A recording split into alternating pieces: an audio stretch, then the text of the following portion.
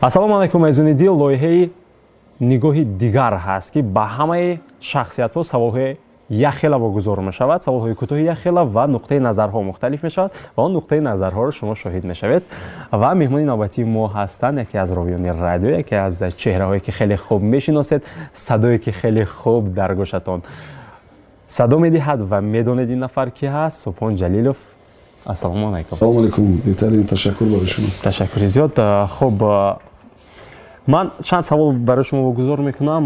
Кӯтоҳ, агар иҷозат бошад, кӯтоҳ ҷавоб медиҳед. Хуб, беҳтарин. Кадоме аз накӯкориҳоро барои шумо арзиши бештар дорад?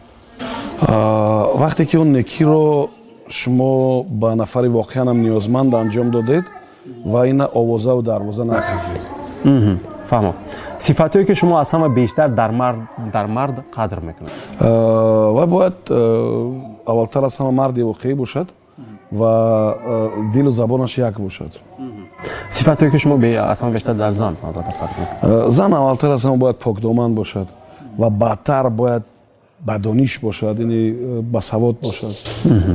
Машғулияти дӯстдоштаи шумо? Машғулияти дӯстдошта ин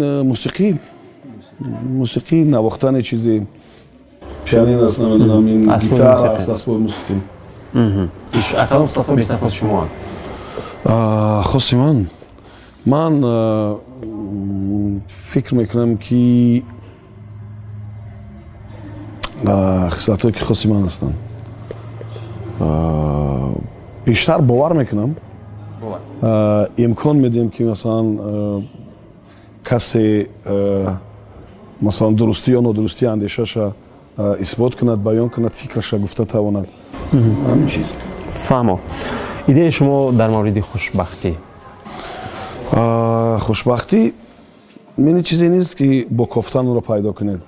Шумо бояд содиқона, самимона ба касбу коратон машғул шавед.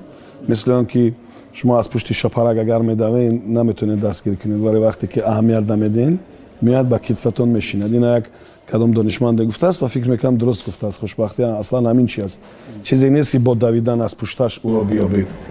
Фикри шумо вобаста ба бадбахтӣ? Ман тахмин мекунам ки бадбахтӣ ин натиҷаи амал ва беамалии андеша ва андешаҳои хуб ва бади ҳамон як шахс аст. Ранги дӯстдоштаи шумо? Сафед албатта. Гули дӯстдоштаи шумо? Ман аслан фикр намекунам кадом гула дӯст медорам. Ман ҳама гуло зебо ҳастанд. Паррандаи дӯстдоштаи шумо? Паррандаи дӯстдошта намедонам чи ҳасти парранда бовар кунед. Намедонам. Капк бошад шояд, намедонам. Аслан ман қадар мисли баъзе ки капка бисёр дӯст медорам, қадар не. Фақат ба хотире ки шояд баъзан садош баланд мешавад. Шояд барои ин касб намебуд, кадом касб буд? Ин касб намебуд, албатта муҳандис шояд. Ихтисос. Фаҳмо. дар куҷо зиндагӣ кардан мехостед? Дар Тоҷикистон албатта. нависандагони дӯстдоштаатон? Нависандаҳо аз кишвари мо? Берун масалан аз Тоҷикистон Сайф Раҳимзод Афардӣ, Муҳаммадзамон Солеҳ, хуб Урун Кӯҳзод ва аз кишварҳои дигар масалан агар шумо Паустовскиро хонда бошин, Стендал, хуб баъд Габриэл Гарсия Маркес. шоирони дӯстдоштаатон? Бозору, Гулрухсору, бисёр ҳастанд. Али Муҳаммад Муродӣ. Рассом ва бастакорони дӯстдошта? Рассом агар аз насли ҳамсину соли мо бигирем ё ҷавонон, Далер Меҳтоҷов, хуб аз сину соли бузургтарон, хуб Сабзалӣ Шарипов. фаҳмо. Ба кадом манфиатҳо бештар афзалият медиҳед? Ба манфиатҳои миллӣ албатта, зеро ки ино болотар аз манфиатҳои инфиродиву гурӯҳиву аз ин манфиатҳо бояд бошанд. Манфиати миллӣ, манфиати миллат, ватан. қаҳрамонҳои дӯстдоштаи шумо? қаҳрамонҳои шоҳнома ва ҳар нафаре ки дар касбу кораш қаҳрамонӣ нишон медиҳад ӯ барои ман қаҳрамон аст. барои мисол чаро мо духтуроне ки масалан дар ин гирӯдору дар ин вабо бисёр шабонарӯз заҳмат кашиданд, онҳоро қаҳрамон нагӯем. барои ман шахсан онҳо қаҳрамонӣ карданд. фаҳмо. қаҳрамонҳои дӯстдоштаи мард дар зиндагӣ? қаҳрамонҳои дӯстдоштаи зиндагии имрӯза мард, бале, зиндагии имрӯзаро ман дар назар дорам. нафари зинда бошад. ман ҳама нафароне ки дар ҳамон таври болотарам гуфтем дар касби худ содиқ ҳастанду сухани мардиро нашикастанд, онҳо қаҳрамонӣ карданд. агар зан бошад? агар зан бошад, нафаре ки хеле покиза асту тоза асту хеле масалан барои хонаводааш, яъне барои таъмини маишати хонаводааш содиқона самимона меҳнат мекунад, ӯ ҳам қаҳрамон аст. номҳои дӯстдоштаи шумо? субҳон. ман номҳо фикр мекунам инсонҳо номҳоро машҳур мекунанд. инсонҳо номҳоро инсонро меу инсон номро. дар чӣ ба шумо ҳисси нафрат пайдо мешавад? вақте ки масалан як нафари бисёр мағрурро мебинӣ, як нафари бисёр мағрурро мебинӣ ки аслан дар бораи ғурури аз ҳад зиёд доштанаш худаш намедонад, ин воқеан нафратовар аст. идомаи мантиқи ҳамин кадом чеҳраҳои таърихии ҳисси нафрати шуморо бедор мекунад? ҳар нафаре ки масалан сарҳади инсониву сарҳади масалан аҷдодии тоҷикоро бо мақсади нопокаш масалан убур кардааст, он нафарон албатта нафратбарангезанд. чанд саволи кӯтоҳи дигар боқӣ монд. хуб, ҳикматҳои писандидаи шумо? қудрати некӣ надорӣ, бад макун. ин фикр мекунам ки беҳтарин сухан аст. чиро бештар дар дӯстонатон қадр мекунед?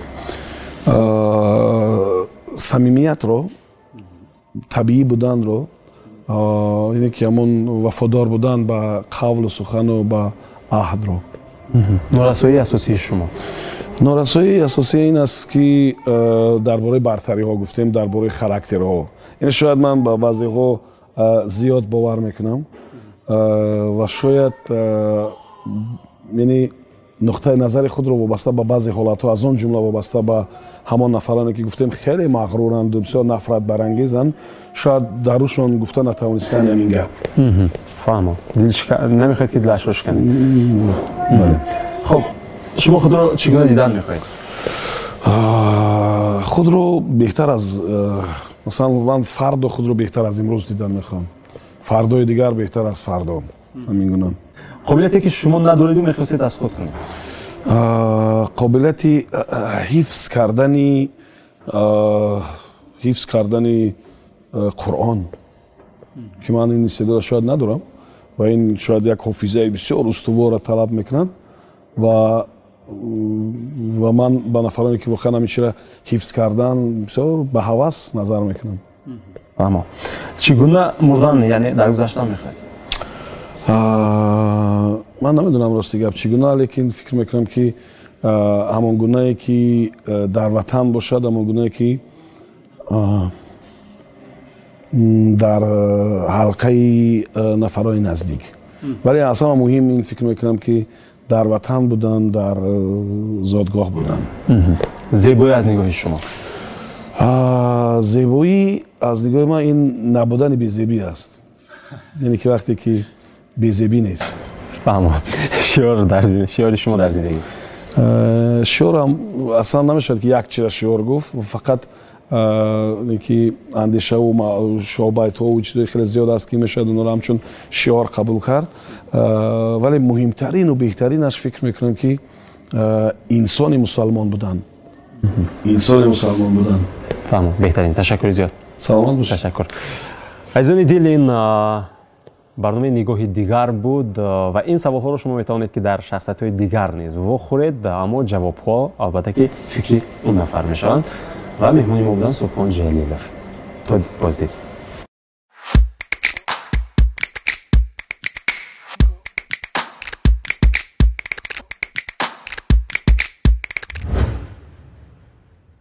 аз ютуб канали Нигоҳи нав лоиҳаи ҷадид бо номи Нигоҳи дигар пешниҳоди шумо мешавад. ба чеҳраҳои шинохтаи ҷумҳурӣ, саволҳои кӯтоҳу ҳамгунаи фалсафӣ вогузор мегардад ва андешаҳои мухталифиашонро шумо шоҳид мешавед. Нигоҳи дигар, саволҳои ахела ва ҷавобҳои мухталиф.